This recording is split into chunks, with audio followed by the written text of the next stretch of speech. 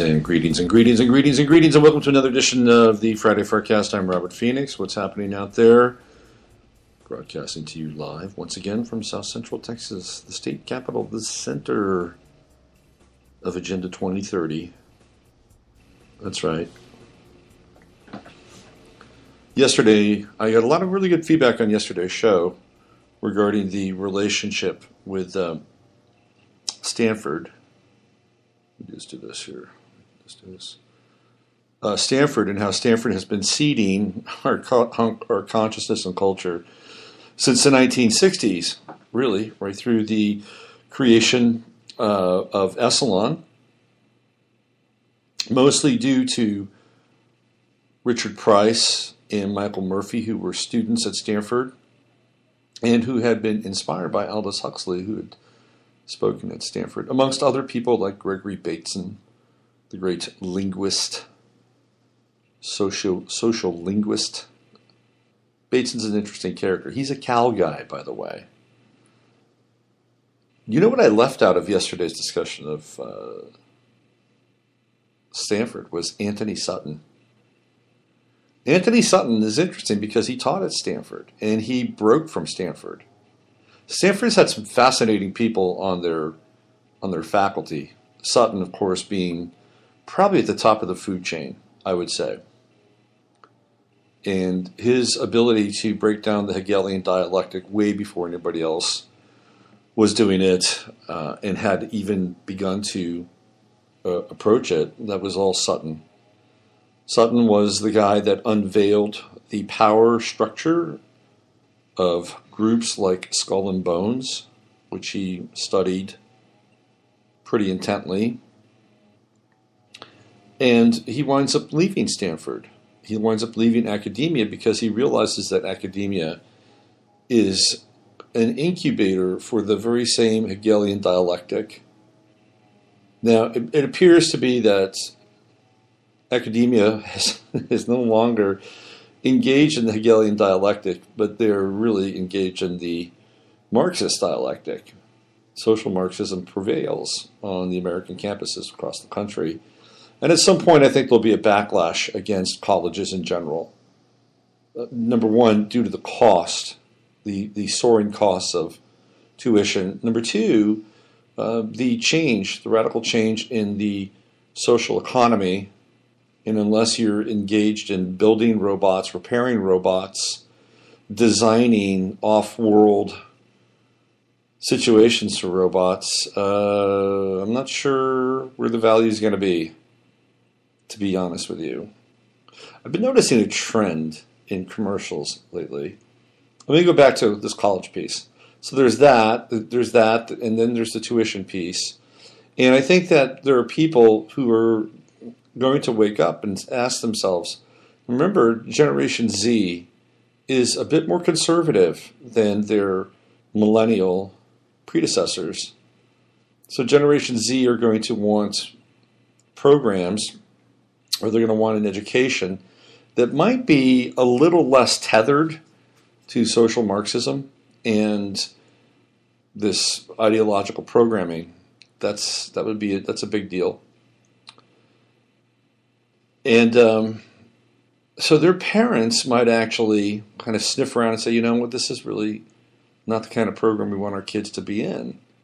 And so when you see like Evergreen College, which is in Olympia, Washington, essentially say we're going to have a day without whites on campus, to me this represents sort of the last cries of a dying institution. This is where we're getting into the death gasps.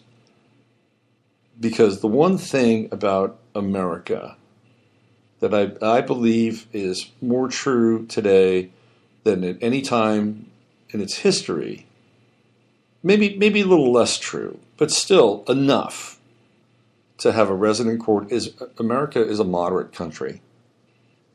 It is a moderate country. The fringe is exploited and amplified by the media. And the media would love it for everybody to believe that the fringe is the mainstream. And this is where we have a major disconnect in the country. Now, the youth may buy into the fringe because the fringe is what sets them apart from their families. It's what sets them apart from other generations. And every generation does this. And I've talked about this before. This is not a patent that the millennials have on this process. It just so happens that the millennials, from an astrological perspective, are very different than any other generation prior to it. The millennials are Pluto and Scorpio. That's who they are. And Pluto and Scorpio is the first transpersonal, generational group. I mean, you've got to go all the way back to Pluto and Pisces, which is, getting to the very early stages of this country to have a transpersonal group amongst us. If you look at the robber barons, most of them had Pluto in Aries or Pluto in Taurus, and created the financial and the infrastructure, both the financial infrastructure and the physical infrastructure of the country. And so we've come all the way around to Pluto and Scorpio, and we're dealing with childhood's end, which I've talked about before. And I think the millennials are really interesting. They're a force to be reckoned with in their own way, and I think in many instances they're extremely reactive. Like, for instance, I got onto Twitter yesterday. I had over 1,600 impressions on Twitter yesterday. I started to kind of crack the code on Twitter. It was fun. And one of the tweets that I was kind of engaged in, and a site I was engaged in, was this Niners Nation site. And we're talking about Colin Kaepernick. And I don't know if you've have been following this at all, but Colin Kaepernick is still unemployed. He's still not a professional quarterback. He's giving away $1 million, $100,000 each month. It's a pledge he's got. Great. I love it. Cap is a good guy. He is a good guy. I don't question Colin Kaepernick's heart at all. And he probably doesn't care if I question his heart at all. It doesn't matter. But his protests, I thought, were misguided. And I think that he was being used as a pawn. And you can look at his relationship with his girlfriend, Nessa, who had very strong ties with the Black Lives Matter community, and this kind of revolutionary kind of sect that was being fostered by the Obama administration. And she's a point person. She is somebody who has a radio show in New York City that caters to youth and hip-hop. She also happens to be a Muslim. And I'm not saying there's anything wrong with being a Muslim. I'm not saying there's anything wrong with hip-hop. I'm not saying there's anything wrong with being engaged in consciousness, awareness, rights. Nothing wrong at all. But when all of those things are part of a hidden agenda, which I believe was going on all throughout the last 4 years of the Obama administration, and maybe even going all the way back to the first weeks and months of the administration, that there was an agenda, and the agenda was to divide and conquer. The agenda was straight out of Saul Alinsky's playbook. Clearly, you could watch it. If you'd read Rules for Radicals, you could watch it. You could watch it all unfold. Where are the brazen killings of young African-American males since Obama's been out of office? Well, I'll tell you, they probably happen, but they probably aren't being politicized. You see, that's a difference. They happened, or they're happening, but they're not being politicized. And what happened during the Obama administration is that they were politicizing events. Like, I'll give you a clear, for instance, Michael Brown, the Michael Brown event. And by the way, there's so many tentacles into that Michael Brown event in just outside of St. Louis. But Michael Brown was a guy, he was kind of out of control. He was trying to steal the gun of the cop that was, basically trying to detain him because he met the specs of a guy that had gone into a cigar store and basically brazenly stole things out of the cigar store. And then Michael Brown challenged this police officer and tried to get his gun, and the police officer shot him.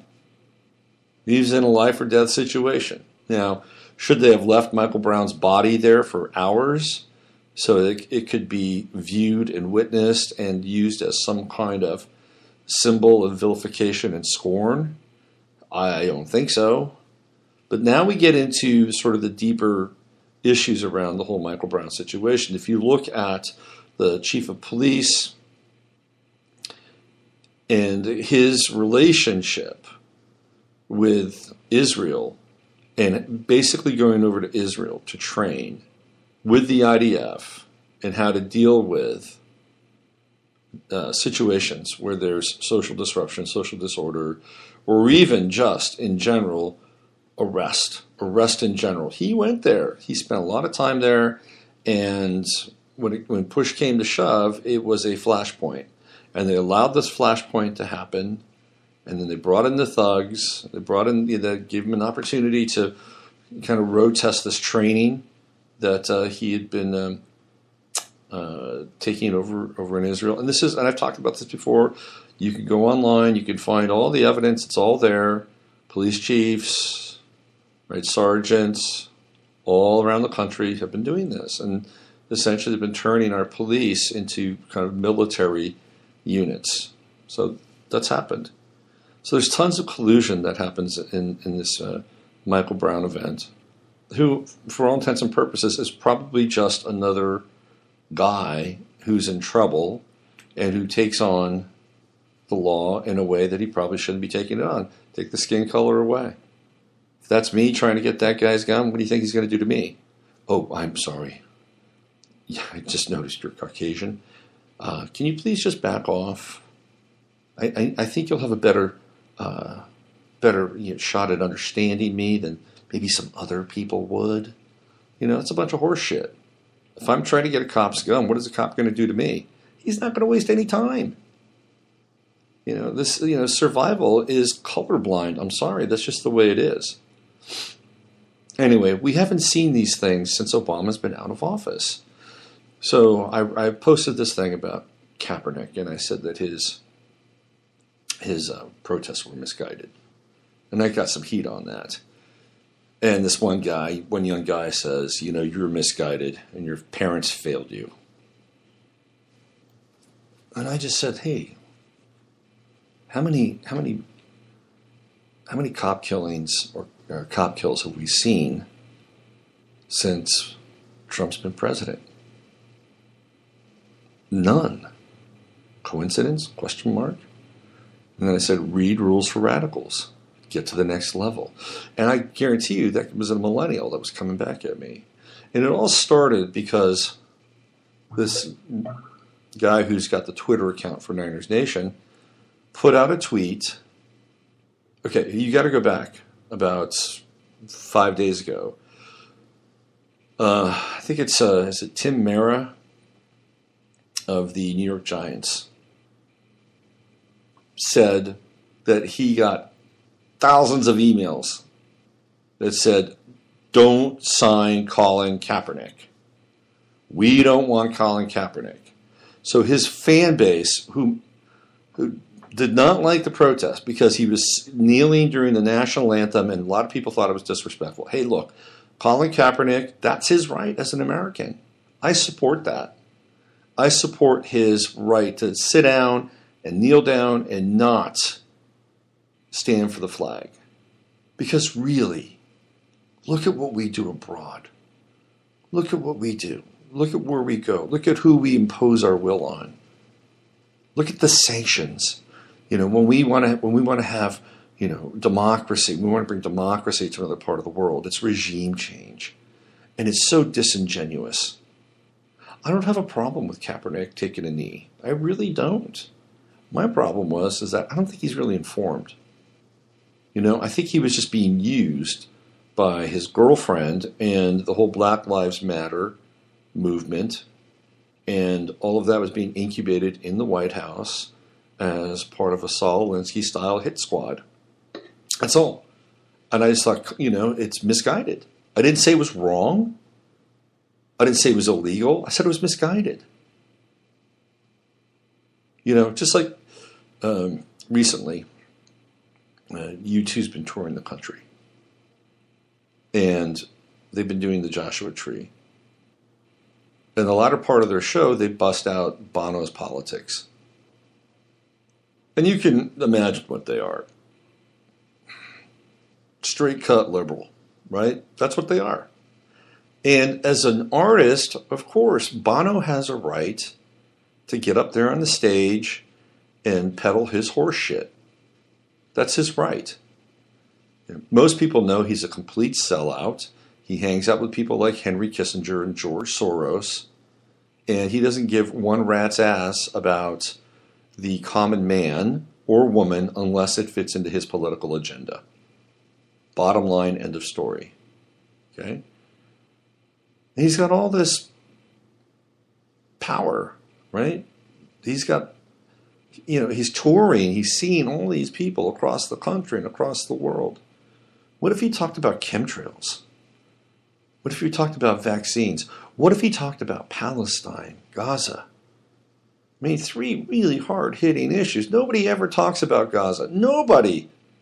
And they just say, oh, Hamas. Hamas is a problem. And now, and yes, look at that beautiful wall Israel built. That's why they don't have any issues. I don't know. Is that really the issue? What if you treated the people better? Instead of treating them like dogs, why don't you treat them better? And then you don't have to build a wall. Then you can build trust, rapport. But, that doesn't happen.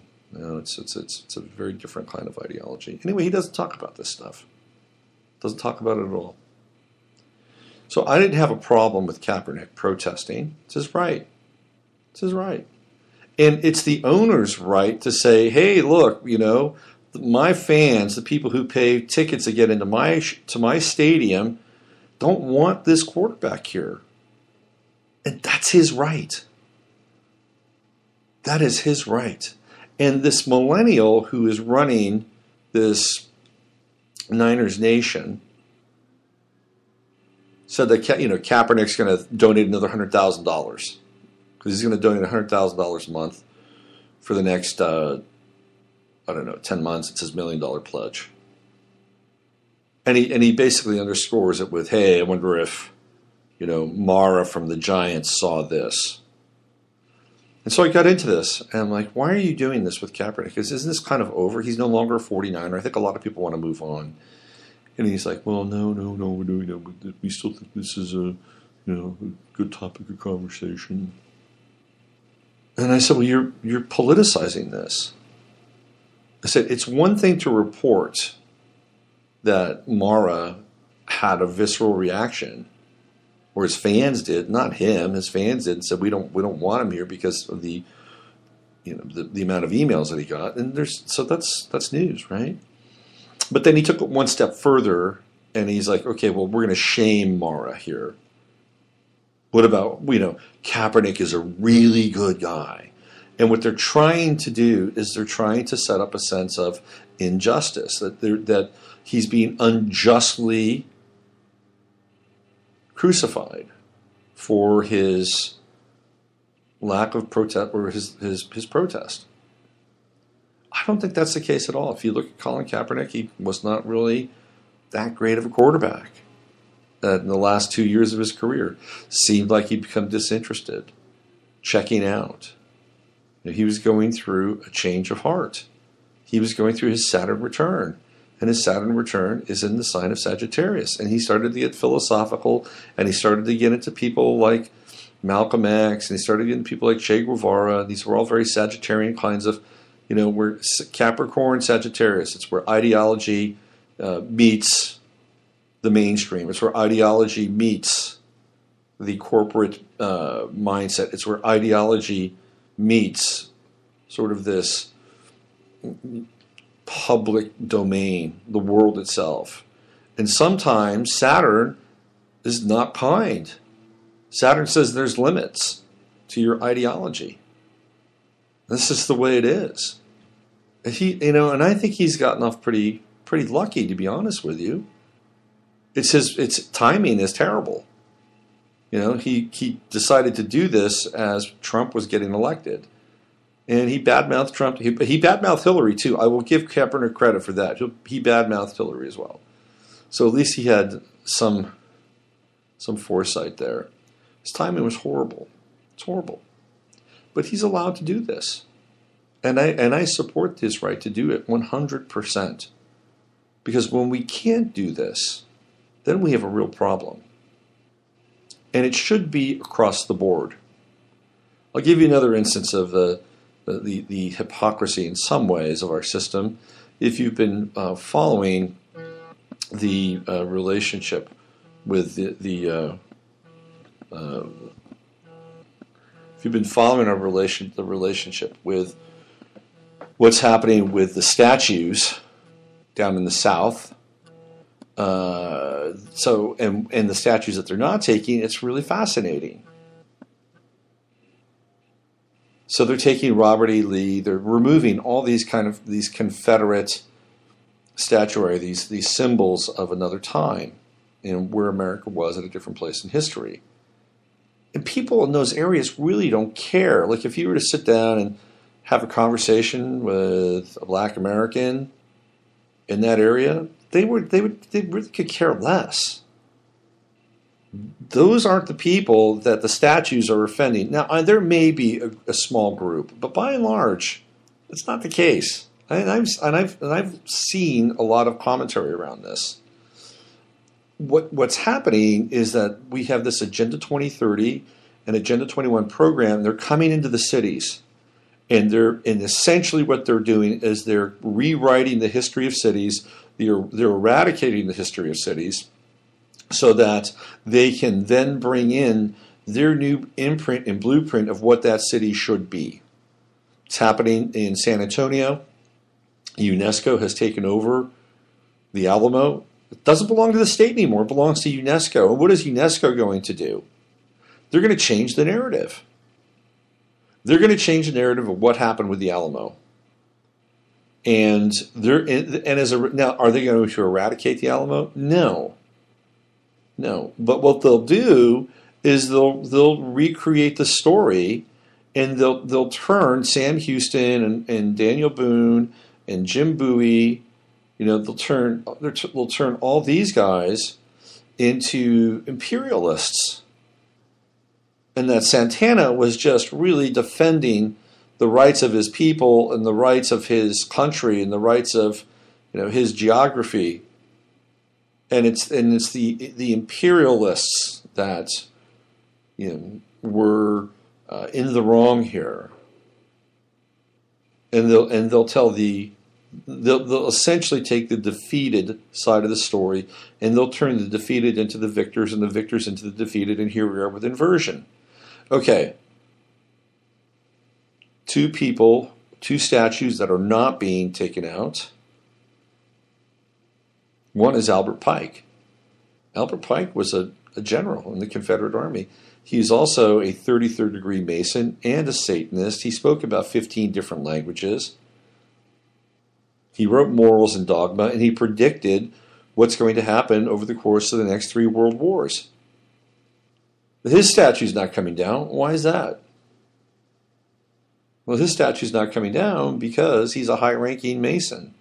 And he's a high-ranking Satanist, and these are the people that are making the rules. Are you kidding me? That statue will never come down. Never. He actually started the KKK. That's another thing.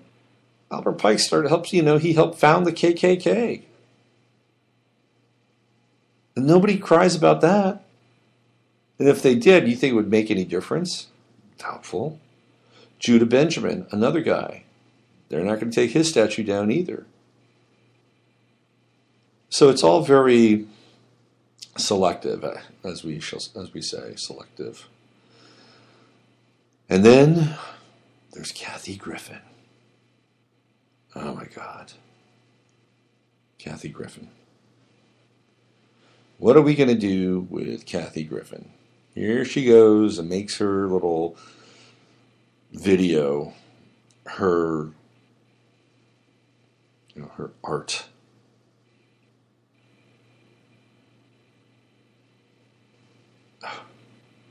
This is performance art, right? You know the story. The bloody head, the bloody Trump head. There it is. Pulls it up. beheaded. She looks like a crazy woman. What would happen if, say, Ted Nugent did that with an Obama head when Obama was president? You know what would happen? You'd have a freaking race riot. That's what would happen. We'd have a race riot. And Ted Nugent, let's say it's not even Ted Nugent. Let's say it's somebody like, how about John Voight?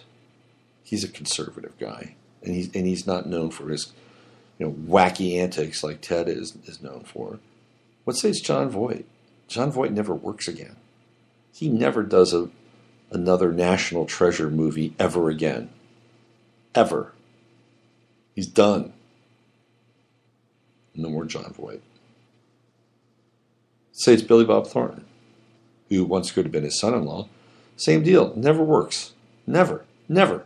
Will never work again. And I don't care how connected Billy Bob Thornton is into any kind of these rings, and it seems like he most certainly is. He'll never work again. And not if it was Obama's head. Nope. Ain't happening. Now, Kathy Griffin has said that she is seeking that. Okay, so here's the deal. This is the latest. I need to read you the latest. All right, so let me just. She gave a press conference today.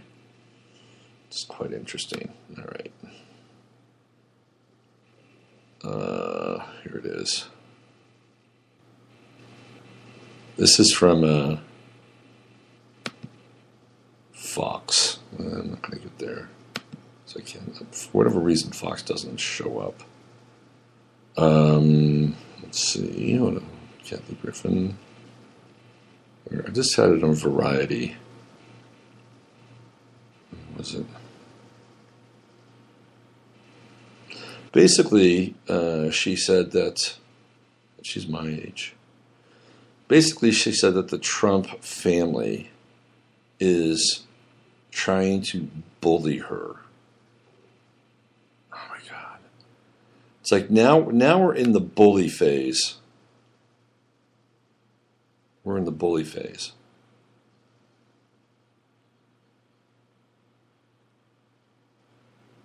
Kathy Griffin holds news conference to respond to bullying from the Trump family. This is, okay, let me just read this. Comedian Kathy Griffin and her attorney, Lisa Bloom, held a news conference on Friday to explain the controversial image and what they call bullying from the Trump family she's endured. The sharp-tongued comic apologized earlier this week for the video and photos that showed her toting a severed likeness of Donald Trump's head. The president and his wife denounced the graphic images, saying she should be ashamed of herself, and a photo opportunity like this is simply wrong, respectively. During the news conference, Griffin and First Family said the First Family is personally trying to ruin my life forever. You guys know him. He's never going to stop.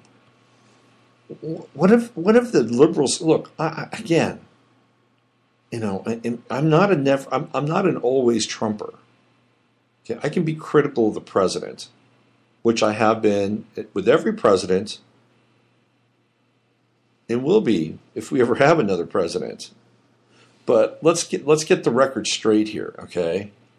You guys know him. He's never going to stop. That's what the liberals have been doing ever since Trump got elected. And even before, they have been on a full frontal assault, and they're never going to stop. They will continue to harangue, harass, and hassle Trump and the Trump administration every single day through their operatives in the media and through their Hollywood, the front lines of Hollywood, the foot soldiers for the left.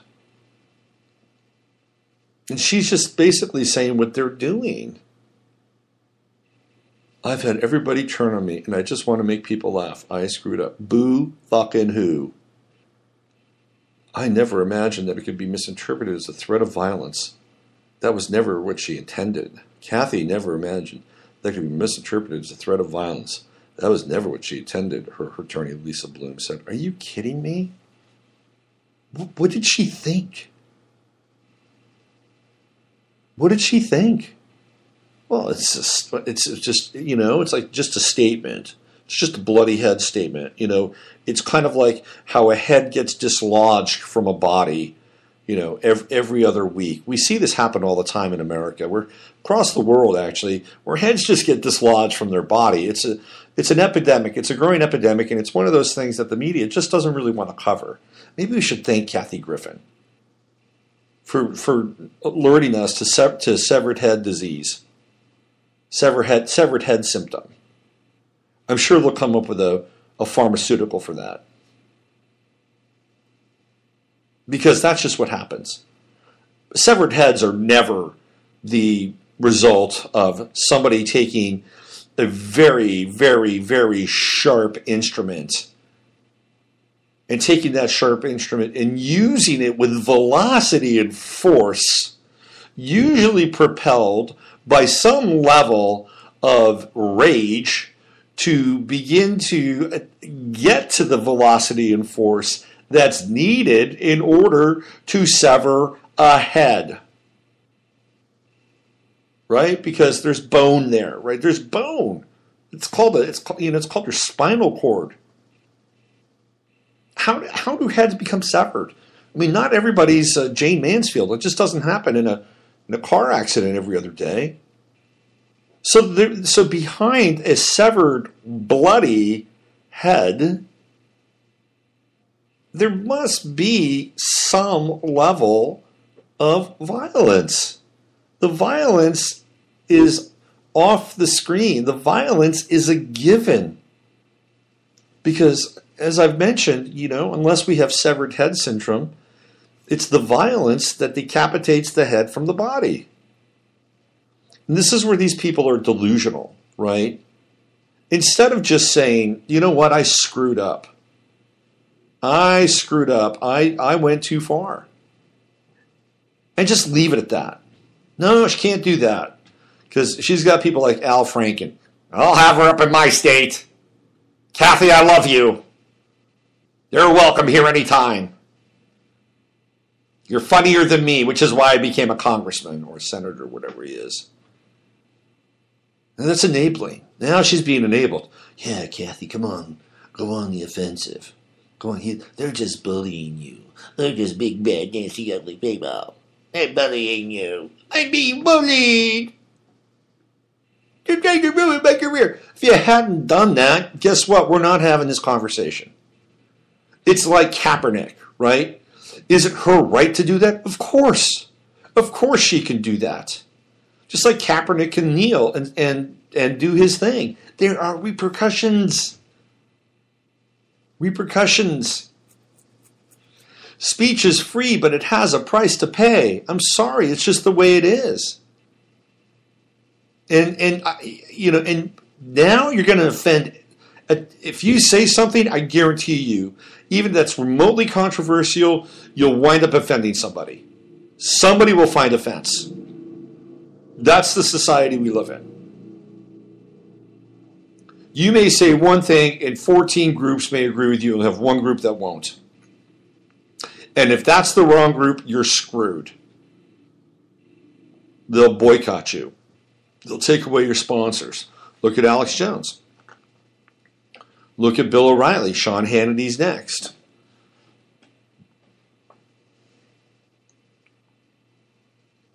Speech is not free. The right to speak freely is shared by all of us equally. But if you cross the line, there is a price to pay for that. And she crossed the line, and she's having to pay the price, and guess what? She doesn't like it. Now it's the bully canard. Oh, I'm being bullied. God. Here comes the Southern Poverty Law Center. Here they come with their little red vests. Don't worry, Kathy, we're here for you. We're here for you.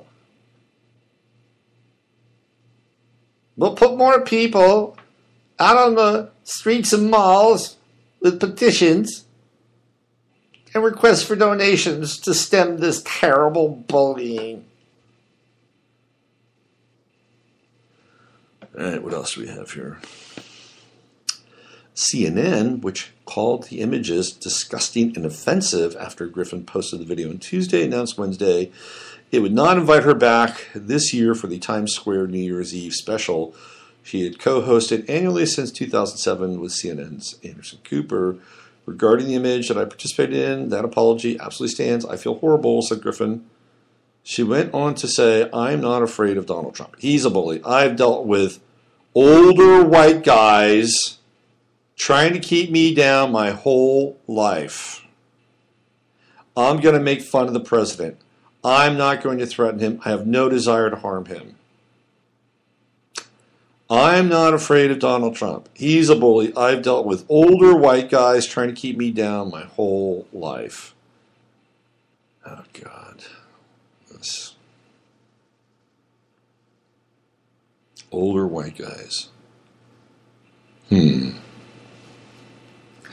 I bet I could find at least maybe one or two older white guys that might have actually helped Kathy Griffin, that might have actually supported her, that might have actually produced a show somewhere in the Midwest with their stand-up comedy routine. Somewhere there's an older white guy that owns a theater or a club that Kathy Griffin performed in.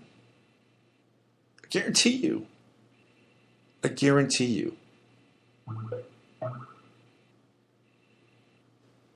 Did they try to hold her down?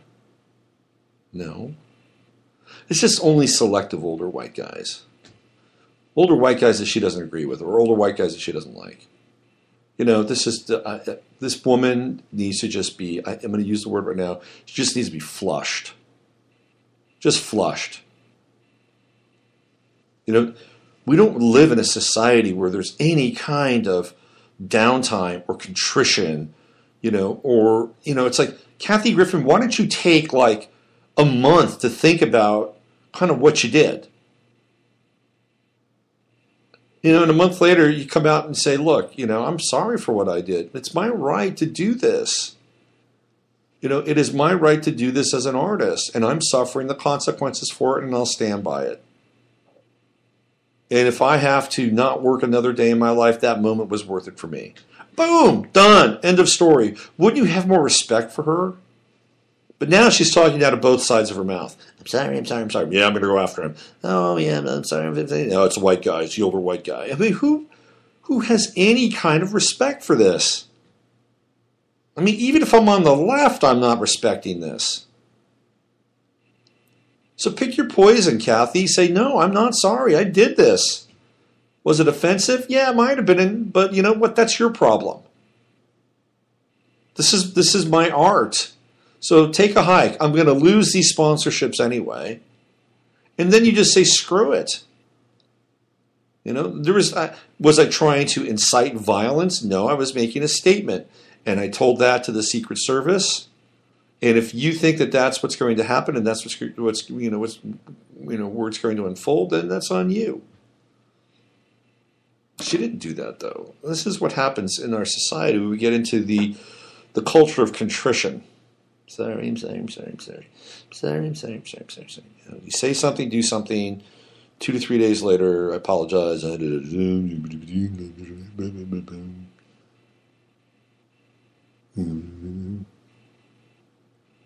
would be great if somebody at a high level,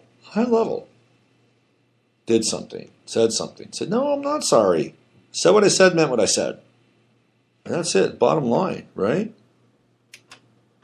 That's where it's at.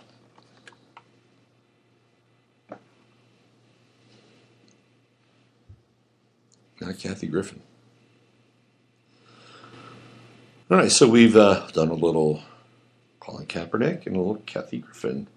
Do you want to know what Colin Kaepernick and Kathy Griffin have in common? Anybody? Anybody hands in the air like you just don't care? They're born a day apart. Colin Kaepernick is born on November 3rd. Kathy Griffin, born on November 4th. They're both Scorpios. born a day apart. How about that? Let's see. What's the latest on Kaepernick? He's getting an overwhelming amount of fan mail. That's good. I think he's going to be a great, great, great social worker.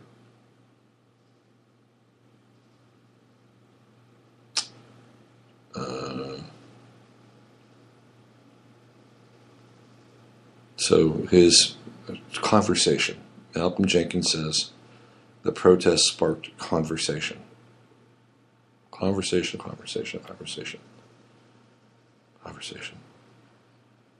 Well, let's conversate. All right. Shall we talk Trump and Paris? The Paris Accord. How about that? That had Steve Bannon written all over it. That was the revenge of Steve Bannon. I'm telling you right now. It's a bad day, man. It was a bad day for the liberals. First, Kathy Griffin gets fired from CNN and she loses her potty stool. Have you seen that thing? She's a spokesperson for this potty stool. It's like one of these things where you elevate your knees so you can get, I guess, a better bowel movement. It gets higher up into your lower intestine and all that stuff, right? So she lost that. She's no longer the spokesperson for the shit stool. Bad day for the liberals. And then, of course, the Paris Accord takes place. Wow. How about that? June 1st. People said June 1st was going to be a big day, and sure enough, it was a big day. Is it the end of the world? We're still here. It's 12:49, June 2nd. The world's still intact. We haven't frozen over yet. Well, the skies here are always gray because of the geoengineering that's consistently taking place, which is never a part of the discussion or the dialogue around climate change or global warming. Interesting conversations happening over on Facebook. I was part of a post tagged by Randy Moggins and Emily Moyer from Off Planet, and there's a real long discussion taking place over on Facebook.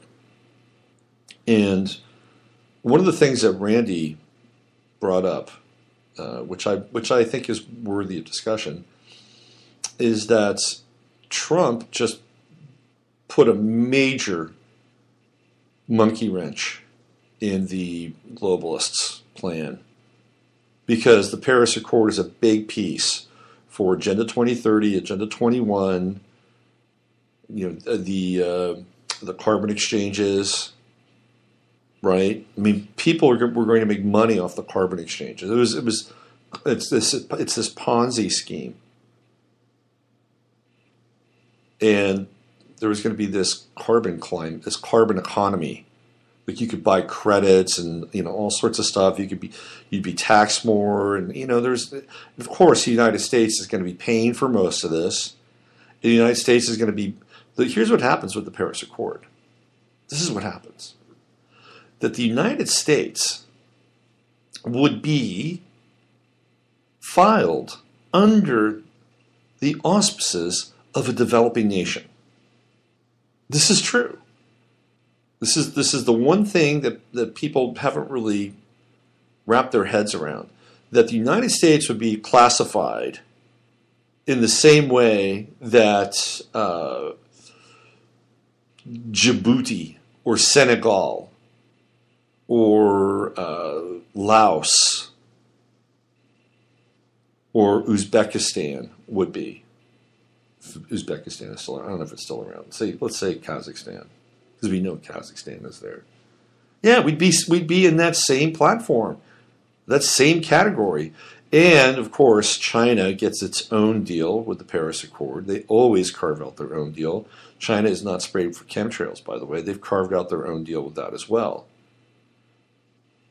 So just at that level and being put in this bucket of being a developing country, are you kidding me? Now, there may be some areas of this country that may look like they're a developing country. But I'll put even some of the worst areas of this country against some of the middling areas of a developing nation, and those areas will look like Malibu. You go down to South America, go to Central America, go to a place like Nicaragua, where you have kids foraging through mountains of debris, trash, every single day to find food, to find whatever it is. That's what they do every single day. And you put that up against East St. Louis. East St. Louis is looking pretty good at that point. Okay, this is not a developing country. Even the worst parts of it don't even resemble a developing country. Now, are we sliding downhill? Absolutely. One of the things you're going to watch out for over the course of the summer is going to be inflation. The price of goods is going to go up. Oil went up tremendously just in the last couple days. We're talking $2.25 a gallon now. And I know that sounds really cheap to somebody in California who's probably paying $3.95 a gallon. But hey, you're there and I'm here, and that's how it works out. It's not my fault. But 2 weeks ago, we were paying $2.05 a gallon. Now, it's a summertime rate. I get that, right? But things are going up. Food prices are going up. I have a new, maybe I'm turning into an old lady. I don't know. But I have found these sparkling waters that have a kick. Right? So they're like a sparkling water wine cooler. Although it's not very sweet.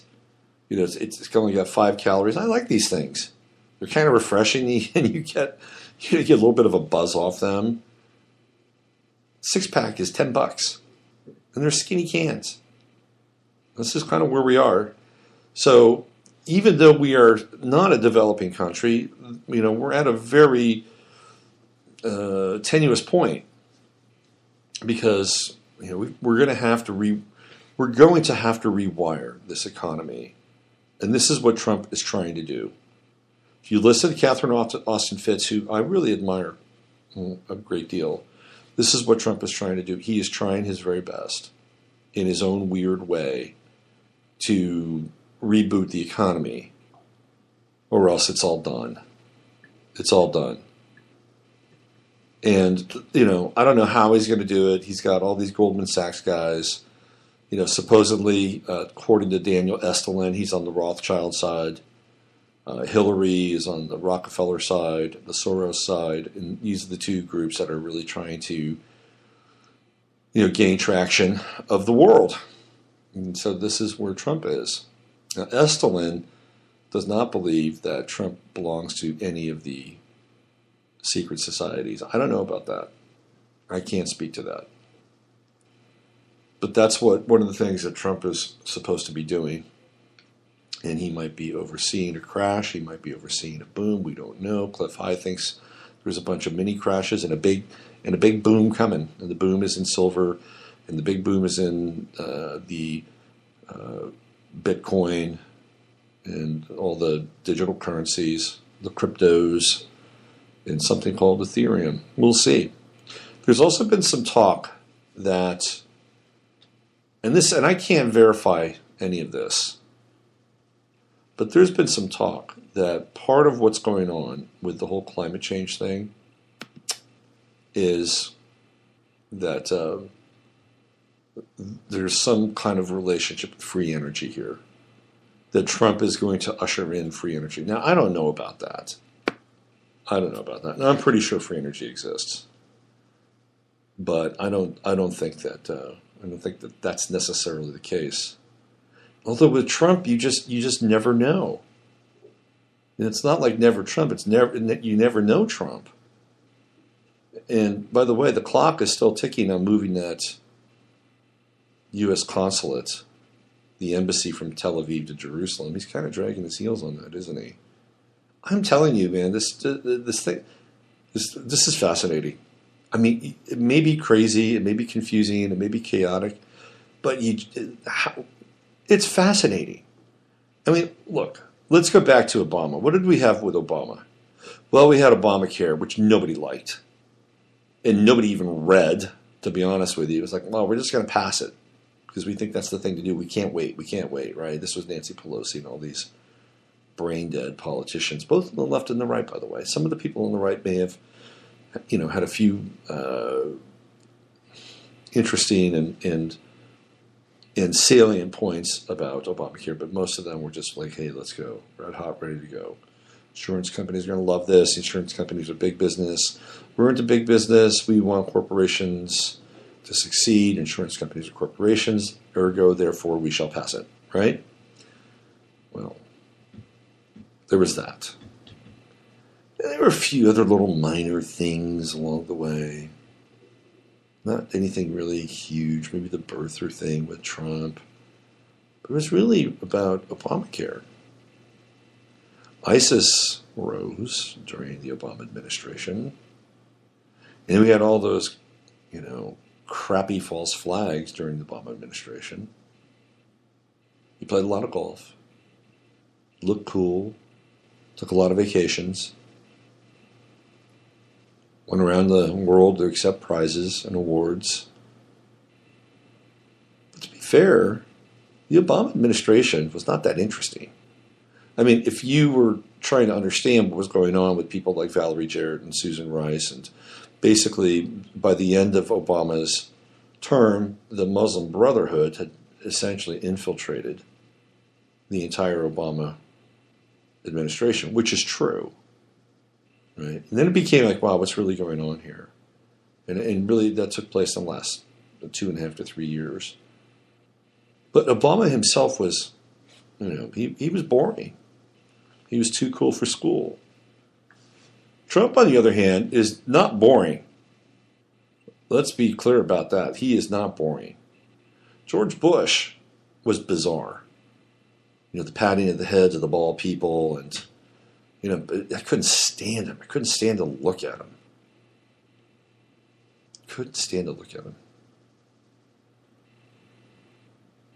I guess he wasn't boring because he was strange. Right? Now he's all lovable. He's a lovable president. Oh, what a lovable George Bush Republican he was. Oh, we miss him. He was such a nice guy. He was so warm and cuddly compared to this guy. Right? I mean, look, Trump has been in office for what? 125 days, 30 days, 40, I don't know what, but it's within 200 days. And look at all that's happened. It's kind of amazing, actually. And it's creepy at times and scary at times. Like when he shoved that guy from Montenegro out of the way. I mean, that was just bizarre. I mean, that was just totally bizarre. Like, I had to kind of look away. But in a weird way, it was kind of effective. It's like, this is who Trump is. And does he treat his woman well? Probably not. I feel sorry for Melania, but she made a deal, right? The girl made a deal. She was running out of money. She was running out of modeling jobs. She met him at a party, and he was with somebody else. He got her number, and the next thing you know, they cranked it up. And then they broke off. They were not going to be together. She had her own apartment, and somehow they figured out they were going to make it work, and they got back together again. But they made a deal. So, I don't necessarily look, she's a woman. Should she be treated better? I don't know how he treats her, but she doesn't seem real happy.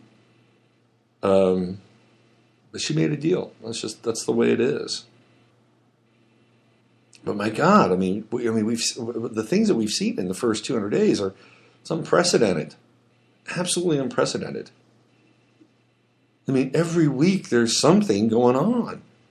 It's Kathy Griffin, it's the Paris Accord, it's dancing with Saudi Arabians, and the glowing globe ritual. There's the funeral picture with the Pope. Every week there's something going on here. It's absolutely fascinating. And is there a method to the madness? Is there a method to this deconstruction? Which seems to be taking place. There's a big deconstruction happening. Huge. Very interesting. Remember what I said? What is he going to do? He's going to be a disruptor. He's a disruptor, and I said, and you can't trust him. Now, people on the right, get ready, right? get ready, because they're thinking, this is great. You got us out of the Paris Accord, and Stefan Molyneux is like pumping his fist, and Gavin McInnes is pumping his fist, and Crowder is pumping their yeah. Well, guess what? Next week he'll do something different, and Ann Coulter, who's like saying, finally, he finally did something. The president that I voted for finally did something. Well, next week he'll do something different, and they'll be like pulling their hair out. This is the way it's going to go. I'm telling you. It is fascinating stuff. Absolutely fascinating. All right, what else do we have on the global tip? Let me see here. Oh boy, let's see, what do we got? By the way, it's Friday and it's 1:03 here in South Central Texas. You're listening to the Friday FARcast. I'm Robert Phoenix. What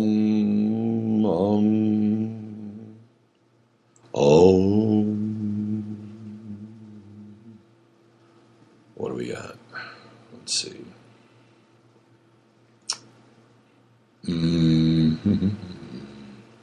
Oh, yeah. Well, there's North Korea. That thing's going on still. We got these THAAD missile systems. They're all over. They're in South Korea. They're in Japan.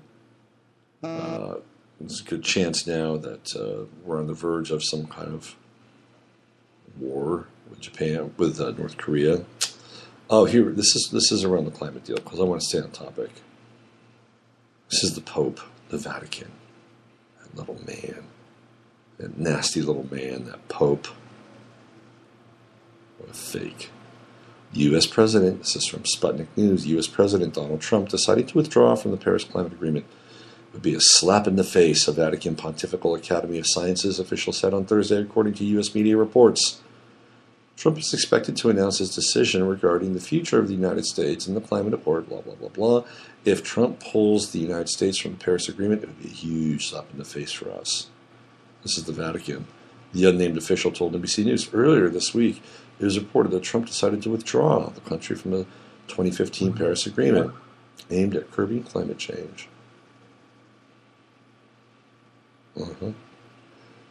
Interestingly, the news comes following his outspoken visit to the Vatican late May, during which Pope Francis presented him some of his writings on climate change. Thus, by deciding to exit the Paris Accord, Trump puts a spoke in the wheel of ties with the Vatican and the Pope. Isn't that interesting? The Pope is a Sagittarius, by the way, and of course Trump is a Gemini. When we get into opposite signs in the same sex, what do we get into? We get into rivalry. Just look at Ivanka Trump and Melania Trump, opposite signs. I wonder what Melania Trump really feels about Ivanka. I bet she can't stand her. Could you imagine being Melania and having to deal with Ivanka? Man. After a meeting with Trump, European Council Chief Donald Tusk said the stances of Washington and Brussels on climate change and trade still differ. Also, newly elected French President Emmanuel Macron, during bilateral talks, called on the U.S. leader to review his stance on the Paris climate deal. Well, I guess he did review his stance, and he said, fuck you. In April, Trump once again lashed out at one-sided Paris climate change deal, saying it doesn't benefit America, and promised to make a big decision regarding the agreement. Of course he did. The Paris Climate Agreement within the UN Framework Convention on Climate Change, championed by former U.S. President Barack Obama, was signed in 2015 by 195 countries and ratified by 147. It aims to hold the increase in average global temperature to below 2 degrees above the pre-industrial level by reducing greenhouse gas emissions, with all the signatory states agreeing to reduce or limit the greenhouse gas emissions. Syria and Nicaragua were reportedly the only 2 states who didn't sign the climate change agreement. Hey, let's just talking about Nicaragua. And Syria. Now all of a sudden the United States has something in common with Syria. Isn't that interesting? So yeah, we want Assad out, but My web search turns something up for in Syria, Dallas of United States of Apollo Sirius. Have a look. The hell was that? Somebody's taking it from my cell phone. That's what that is. Let's see what else here. What else do we have on the historic? John Rappaport. What does John have to say? I usually like John, by the way. Let's see what he says. June 1st, 2017, a day that will live in infamy for the liars, thieves, and killers of the new international economic order. They will see it as infamy because their plan to sink the economy of America into a final death rattle has been rejected by Trump. There's a good opening paragraph. Fake climate science has been the linchpin justifying orders to cut CO2 emissions. But make no mistake about it, cutting emissions means cutting energy production in almost all countries of the world. That's the globalist target, energy production. Get that one straight. The globalist utopia isn't $1 trillion solar collectors or trillion solar collectors or a trillion windmills. It's lights going out all over the world. It's lower energy production.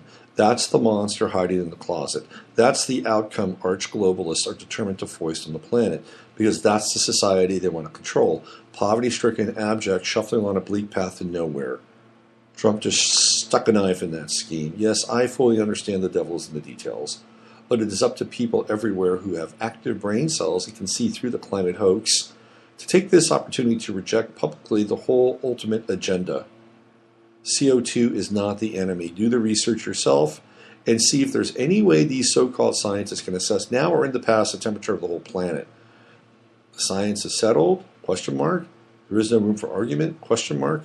Freeman Dyson, physicist and mathematician, professor emeritus at Princeton's Institute for Advanced Study, fellow of the Royal Society, winner of the Lorentz Medal, the Max Planck Medal, the Fermi Award.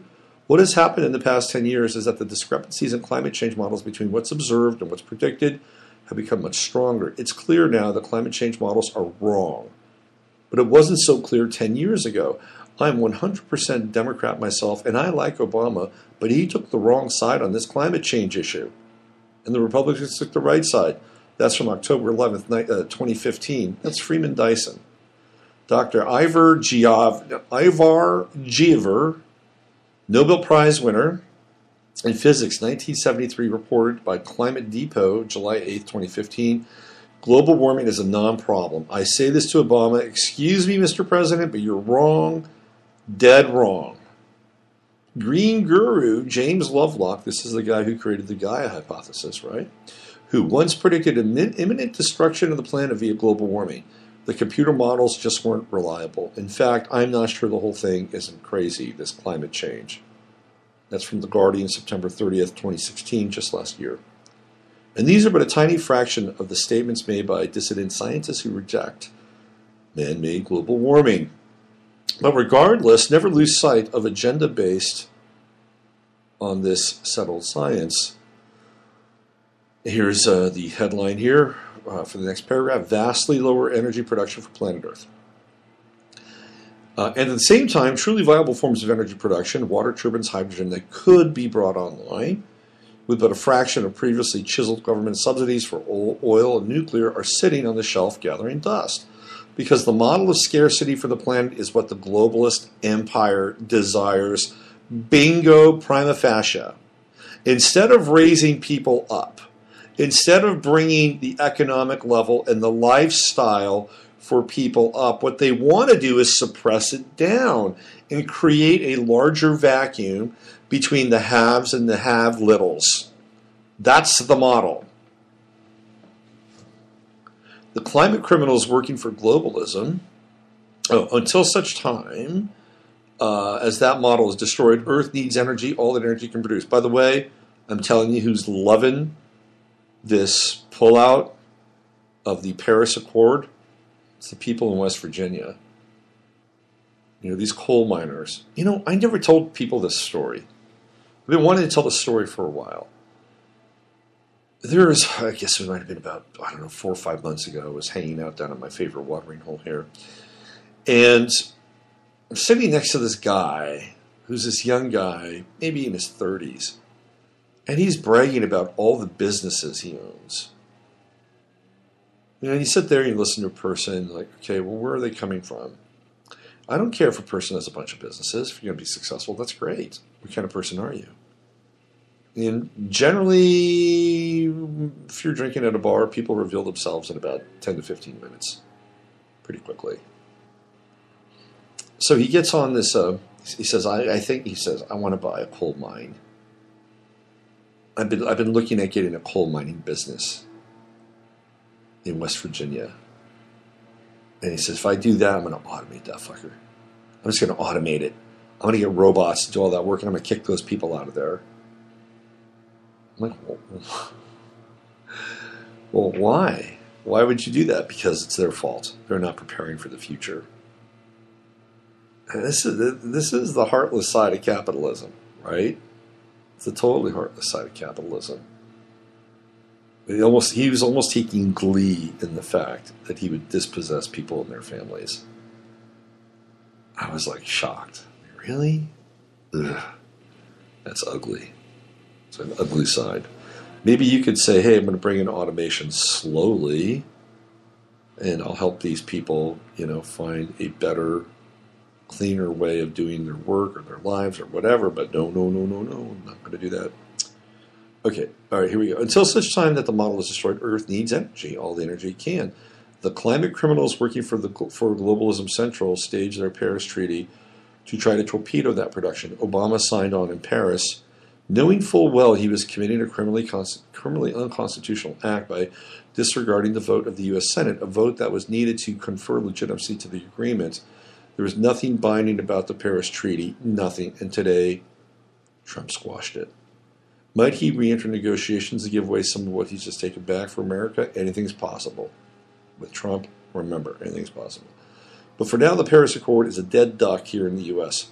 Trump is going to catch a new version of hell for what he's done. But if enough Americans and people around the world realize the true implications of this historic day and proclaim it, they will win. We'll win. Each one of us. Don't give up. Don't give in. And how many comments does John have on this? Quite a few. Usually gets quite a few.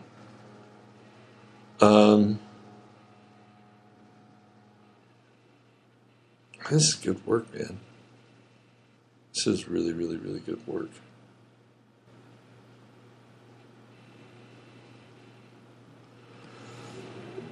Yeah, we need power. We need energy. And, I'm sorry about what happened up at the pipeline. There are a lot of good people that got their asses kicked up there. And the company who's running the pipeline, really didn't take the extra step to line the pipes, just lay that stuff down. I'm not down with that. I don't agree with that. But we're in this strange in-between phase where free energy is kind of out there and on the table, and we're at a place where we need production. We need production, and we need production in many ways because it creates jobs. I'm sorry, it's just the way it is. I was here a couple of years ago, I think about 2 years ago, when the Saudis decided to flood the oil market. They just flooded the oil market like crazy.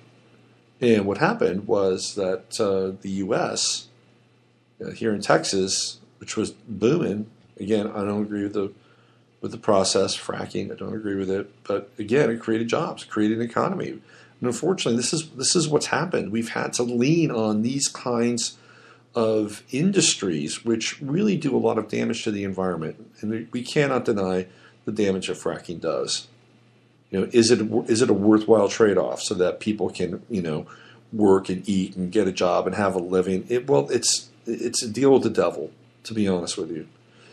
And we're gonna have to shift that. And maybe the shifting is taking place. Annette, who's one of my listeners, sent me a link 2 days ago that South Carolina has just legalized industrial hemp production. This is a really big deal. A really, really, really, really, really big deal. Industrial hemp has the potential of creating a watershed of new industries. It has the potential to create new products. If you go back in time and look at what they were doing with industrial hemp 70 years ago when it was still around, Henry Ford was building cars out of hemp. What can we do now? What can we do now with technology and 3D printers? And how can industrial hemp be, transfused into the realm of 3D printing. And we have a bunch of kids, these millennials, who are sitting around, trying to figure out what they're going to do. They owe thousands and thousands and thousands of dollars for their student loans, and they're pissed off that that we have this present. Here we go. Here's industrial hemp, South Carolina. Now, if I had any kind of interest in hemp at all, I'd get my ass to South Carolina lickety split. I'd go there. Now, there could be a ripple effect. Maybe Kentucky, maybe North Carolina, maybe Georgia. Maybe they come in to the industrial hemp realm. And if that's the case, then look out. Look out. We'll be on the verge of a revolution. The industrial hemp revolution, I'm telling you right now, could change everything. Everything. We can get fuel from hemp. We can get clothes from hemp. We can get plastics, kind of a hemp-based plastic from hemp. Paper from hemp. I mean, there's the possibilities are mind-boggling. Absolutely mind-boggling. So congratulations and kudos to South Carolina. I'm glad you did that. In a time where we denounce a lot of the things that our state and local and federal government does, there is one action item that I think a lot of people can agree upon. Now, here in my state of Texas, they basically have said no to sanctuary cities. This is going to be really interesting in what happens next. This is going to be very, very interesting because I tell you right now, people of Austin don't like it, and they're going to be they're crapping their pants right now, and they're figuring out how they're going to basically create kind of an underground network, right? Like a sort of a sub-sanctuary city, the invisible sanctuary cities. It's going to be very interesting to see what happens there. By the way, speaking of Austin, I went shooting for the first time since the 1990s yesterday. It was a lot of fun. I was actually pretty good at it. There's a shooting range right down the street from my house. Decided to take my son there. He graduated from the 7th grade. He had never fired a gun before, and he was a little freaked out. But it's okay. It's all very controlled. So we did target practice. It was a lot of fun. Well, this sets us up for the weekend, and rapidly approaching the summer solstice, which will arrive here in roughly 19 days. As we move into the sign of Cancer at that time, clearly we're still in Gemini. And oh, by the way, it is Pride Month. Pride Month. Take an LGBTQ person to lunch this month. Tell them you love them. Love is love. And with that, I will leave you with this. Use your head to discern what's real, your heart to stay open to what's possible. We got to hold on a second. We got some chat action going on. Let me just see what's going on here. Industrial hemp. North Carolina has recently legalized cultivation of industrial. So it's North Carolina, not South Carolina. North Carolina. We get some. It's great. I am glad that people are showing up in the chat room over here on Spreaker. Thank you for that. I don't feel so alone. All right. It's North Carolina. That's a correction. North Carolina, not South Carolina. Thank you. Thank you, Wanda. All right. You know the drill. Use your head to discern what's real. Your heart to stay open to what's possible. I am Robert Phoenix. You've been listening to the Friday FARcast. Have a wonderful weekend.